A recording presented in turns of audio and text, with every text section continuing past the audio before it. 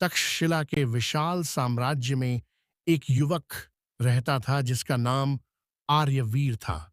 उसकी आंखों में बड़े सपने थे। वह चाहता था कि एक दिन वह इतना महान बने कि लोग उसके नाम से प्रेरणा लें।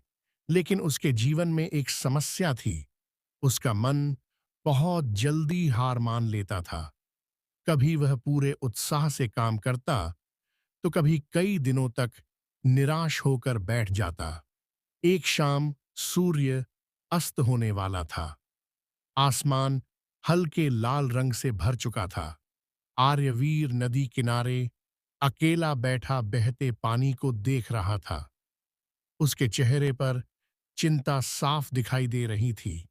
तभी उसके गुरु आचार्य वत्स वहां पहुंचे। उनकी लंबी सफेद दाढ़ी, शांत आंखें और तेजस्वी चेहरा हर किसी को सम्मान से झुकने पर मजबूर कर देता था। आचार्य ने धीरे से पूछा, आर्यवीर, आज तुम्हारा मन इतना व्याकुल क्यों है? आर्यवीर ने कहा, गुरुदेव, मैं समझ नहीं पा रहा हूं कि मैं जीवन में आगे क्यों नहीं बढ़ पा रहा। मैं मेहनत तो करता हूं, सपने भी देखता हूं, लेकिन कुछ समय बाद मेरा मन कमजोर पड़ जाता है। मुझे लगता है जैसे मैं दूसरों से बहुत पीछे हूं। आचार्य मुस्कुराए और बोले, तुम्हारी समस्या मेहनत की कमी नहीं बल्कि मन की कमजोरी है। जिस इंसान का मन भटक जाता है, उसकी शक्ति भी बिखर जाती है। आर्यवीर ने पूछा, तो क्या हर सफल इंसान हमेशा मजबूत रहता है कि सफल लोग अपने कमजोर समय में भी रुकते नहीं? फिर आचार्य वत्स ने कहा, मैं तुम्हें एक कहानी सुनाता हूं। इस कहानी में तुम्हारे हर सवाल का जवाब छिपा है। एक छोटे से गांव में माधव नाम का कुम्हार रहता था। उसका परिवार बहुत गरीब था। बूढ़े माता पिता, पत्नी और दो छोटे बच्चे। घर की हालत इतनी खराब थी कि कई बार रात को बिना खाना खाए सोना पड़ता था। माधव मिट्टी के बर्तन बनाता था। उसके हाथों में कला थी, लेकिन उसकी सबसे बड़ी दुश्मन थी आलस और टालमटोल। सुबह वह बड़े सपने देखता, सोचता, एक दिन मैं इतना बड़ा कुम्हार बनूंगा कि मेरे बनाए बर्तन राजा के महल तक पहुंचेंगे। लेकिन सपना देखने के बाद वह मेहनत करने की बजाय आराम करने लग जाता। गांव के दूसरे कुम्हार सुबह सूरज निकलने से पहले उठ जाते, मिट्टी तैयार करते और देर रात तक काम करते। लेकिन माधव कभी देर से उठता, कभी दोस्तों के साथ बैठकर बातें करता, तो कभी चौपाल में समय बर्बाद करता। एक दिन गांव में खबर फैली कि कुछ महीनों बाद राज्य का सबसे बड़ा मेला लगने वाला है। राजा स्वयं उस मेले में आएंगे और जो सबसे सुंदर बर्तन बनाएगा, उसे सोने के 100 सिक्के इनाम में मिलेंगे। यह सुनकर माधव की आंखों में चमक आ गई।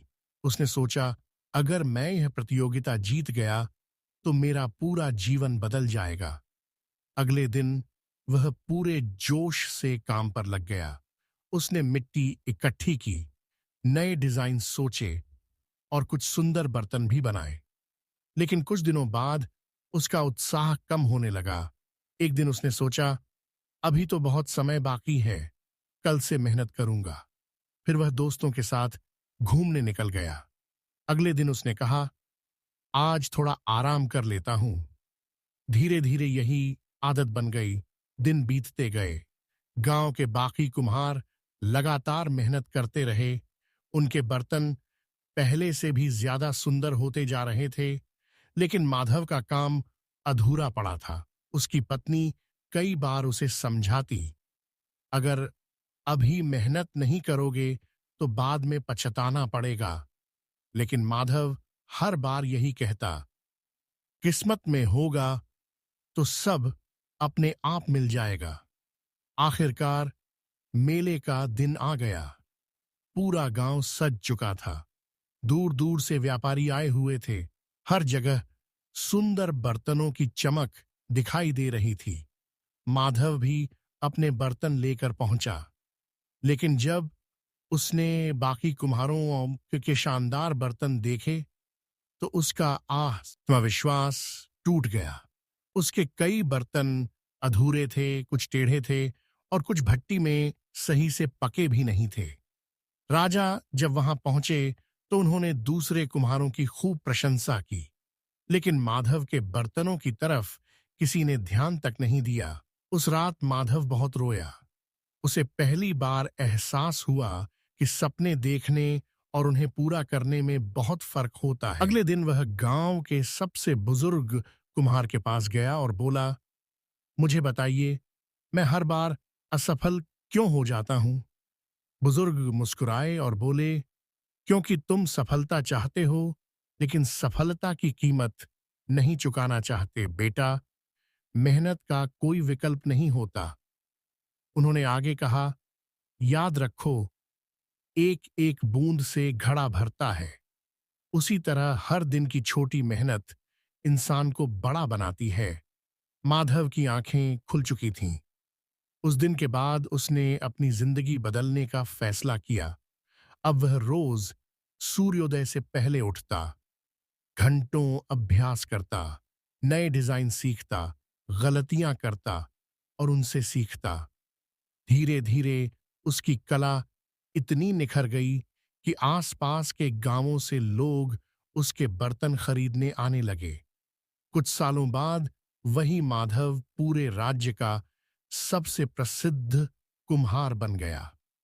कहानी खत्म करके आचार्य वत्स ने आर्यवीर की ओर देखा और बोले, समझे, असफलता का कारण किस्मत नहीं बल्कि अधूरी मेहनत होती है। फिर उन्होंने सफलता के 7 महान सूत्र बताए।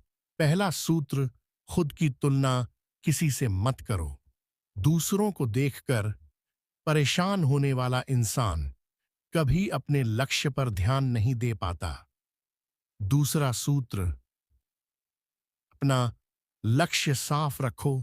जिसे यह नहीं पता कि उसे जाना कहाँ है, वह हर रास्ते पर भटक जाएगा। तीसरा सूत्र, असफलता से मत डरो। हर हार तुम्हें कुछ सिखाने आती है। चौथा सूत्र, सीखना कभी बंद मत करो। किताबें, अनुभव और गलतियां, यही सबसे बड़े शिक्षक हैं। पांचवां सूत्र, अनुशासन अपनाओ। जो इंसान अपने समय को नियंत्रित करना सीख लेता है, वह जीवन को भी नियंत्रित कर लेता है। छठा सूत्र, मेहनत से दोस्ती करो। सपने तभी पूरे होते हैं जब हाथ मेहनत से गंदे होते हैं। और सातवां सबसे महत्वपूर्ण सूत्र, कभी खाली मत बैठो। अगर शरीर आराम कर रहा हो, तब भी दिमाग को सीखने और सोचने में लगाओ। खाली मन डर और नकारात्मकता को जन्म देता है। आचार्य ने अंत में कहा, आर्यवीर, याद रखो, समय सबसे बड़ा धन है। जो इंसान हर दिन खुद को बेहतर बनाने में लगा रहता है, वही एक दिन इतिहास रचता है। उस दिन आर्यवीर की आंखों में नई चमक लौट आई। उसने अपने गुरु के चरण छुए और प्रण लिया कि अब वह अपने डर से नहीं, अपने लक्ष्य से संचालित होगा।